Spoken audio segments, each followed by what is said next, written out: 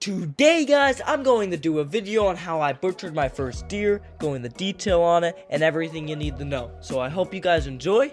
Now guys, I'd like to just say that I am not an expert in how to do this, so viewer discretion is advised. But this is the process I used for my first deer.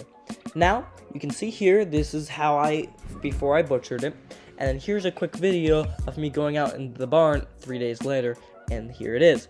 Now, first thing you do is you peel the skin off down the line of the leg, and then you peel it back, pulling it off almost like you're pulling off a rug off of a ground, I guess. I don't know. And then you're just gonna peel down, and then cut, and then peel, and then cut, and peel and cut. And that's pretty much the process. Now, the important thing you're doing here is just making sure you don't cut the meat. You can see it was extremely cold, so I forgot that because there's cuts in the back. But the value of getting to cut up your own deer at home is extremely important to know. First of all, what man are you really if you're a hunter but you pay somebody else to do it? Second thing is it's your own meat. You should do it. You went through the hunting, just do it. Now here I just take a flap and I cut it off so that it's not dragging on the ground, and I just keep peeling it down. Pulls off like a sock almost. And then the next thing we're gonna do is pretty much just cut off a leg. Now I usually start at one of the back legs, but we'll get to that. Now I have a Kubota, as some of you know, so I put the buck on the Kubota and called it a buckota. Now here we go, we're cutting off the first leg right here. And basically we put it on the table and we cut along different muscles in the leg so that you can have each muscle like that and like that. And then we just slice it up in the little pieces and we package it like that. Now, this was my first deer, so it was not the best, but it's the best photographs I've got, so you'll just have to bear with me. Now, here it is. Once you've stripped the bone of all the meat, you can throw it to the dog like this here. And then, next thing I did in this example here is I cut off the outer part of the rib, and then I cut along the inside of the ribs. Now, nowadays, I usually cut the whole rib cage off, cut the rib cage off, and then I just have a chunk of ribs like you do at the store. Now, I just kept on going with these legs. I peel them. I basically scrape the carcass of anything edible. Then I do each leg, ending with the last leg hanging up. I then put it on the table, and I chop it up to the best of my ability. Here you go. You can see I have two piles. One is for dogs, and one is for edible consumption. And then in the top left, you can see the ribs.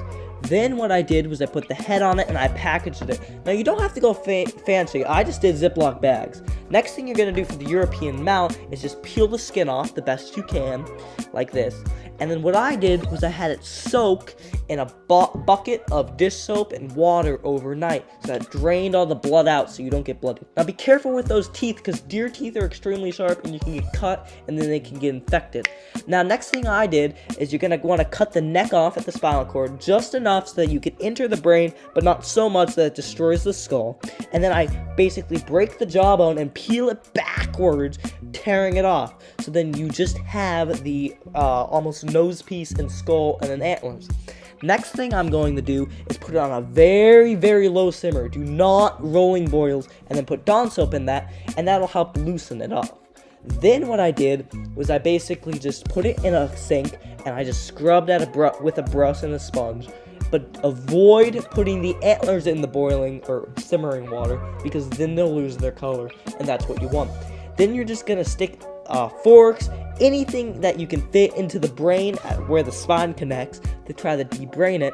And then what you're going to do is just keep on scrubbing and scrubbing and scrubbing, putting water into the skull, and then taking out. Then I wrap duct tape around the antler base, and I pressure wash it very lightly. Make sure you don't break up the nose piece and the nasal and behind the eyes.